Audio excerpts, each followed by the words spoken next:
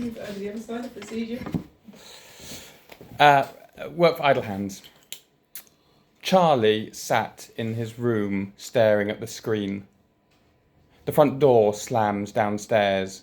Carl was home. Charlie was 19. Carl was 33. They were trapped. Silence hung in the air. No radios played, no background TV, no music. They lived mostly in silence, apart from occasional barked information. Charlie continued to stare at the screen. He was in the middle of a game, but he'd paused it about... He looked at his watch. Bloody hell, over an hour ago. It was almost 7. Carl was late home. Probably meant a bad day at work. I got us a takeaway. I'm plating up. The information was barked up the stairs. Tonight Carl must be tired because there wasn't the usual emphasis on the I, as in I've paid for dinner, you lazy bastard. When are you going to get a job, you good-for-nothing piece of shit? Charlie's hands hovered over the keyboard. The cursor was pointing at the resume button. But then he was hungry. Had he even eaten today? He couldn't remember. He looked down to check if he was dressed. Pyjamas. He put jeans on and went downstairs to eat. They ate in silence, each in their own world, living their own lives. Eventually Carl spoke. The footy's at 8. Charlie nodded. They said nothing for the rest of the meal. Then, pretending it was an afterthought, Carl piped up with forced enthusiasm. They're running a recruitment day at work next week. Charlie knew that this required a response. Send me the details. He tried enthusiasm in his voice, but he knew from Carl's face that he'd only managed sarcasm. Sod you, Charlie. I try. I just wish you'd do something with your life. You know who makes work for idle hands, don't you? Charlie got up, took his own plate and cutlery to the dishwasher, and went upstairs before Carl could finish. He sat in his room, staring at the screen. His life was shit. He should be at uni by now. He should have friends. He should have a life. But there were reasons. It wasn't his fault. His dad had died when he was 3.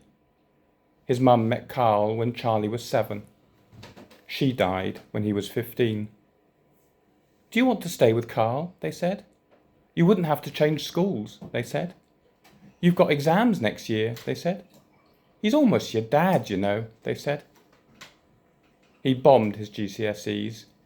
He didn't complete his BTEC. Your mother wouldn't want this, came the bark from downstairs. The TV came alive in the front room. Piss off, Carl, Charlie muttered under his breath. He was done. He couldn't live like this any longer. This wasn't his life. He typed into his game, help me someone. I'll do anything. The screen flickered, went blank, and then a question popped up. So, do you have idle hands? Charlie stared at the screen. He was about to answer and confess when the words vanished to be replaced with good. Then that vanished to be replaced with keep your eyes on the screen. Charlie kept looking. His eyes felt locked in place. The screen flickered as if it was communicating something.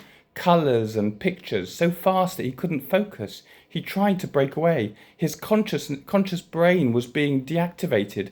The screen was controlling him. He tried to call out. He couldn't. He was dying. No, he was disappearing. His subconscious had taken over.